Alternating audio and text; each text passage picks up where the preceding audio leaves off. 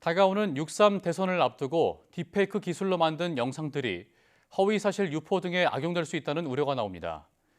경찰과 선거관리위원회는 딥페이크 불법 선거운동이 적발되면 엄중하게 처벌하겠다는 방침인데 최대 징역 7년형까지 선고될 수 있습니다. 양동훈 기자가 보도합니다. 마치 윤석열 전 대통령이 방송을 하는 것처럼 만든 AI 영상입니다.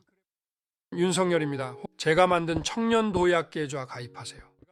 자세히 보지 않으면 어색함을 느끼기 힘들 정도입니다. 오는 6월 대통령 선거를 앞두고 SNS에는 대선 예비 후보들의 모습을 합성한 AI 영상까지 등장하고 있습니다. 이러다 보니 허위 영상이라는 걸 숨긴 채 후보들에 대한 악의적인 영상물을 만들어 퍼뜨리는 경우가 생기는 것 아니냐는 우려도 나옵니다. 굉장히 세밀한 수준으로 지금 조작이 가능하니까. 그리고 우리나라처럼 또 중도가 많은 선거 상황에서는 더더군다나 딥페이크가 왕성하게 활동할 가능성은 훨씬 더 높다고 봐요. 실제로 튀르키예에서는 반군 무장단체가 야당 후보를 지지하는 것처럼 만든 가짜 영상이 선거 직전 유포되기도 했습니다. 이제 에르도안 대통령이 한 5% 정도 앞서서 대통령이 됐는데 그 동영상이 딥페이크였다는 게 밝혀진 거예요. 거짓으로 밝혀져도 선거의 결과를 뒤집을 수도 없다.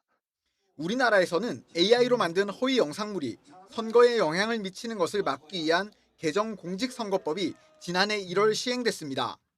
선거일 90일 전부터는 선거운동을 위한 AI 영상 제작과 유포를 금지하는 것으로 위반 시 최대 징역 7년형까지 선고될 수 있습니다.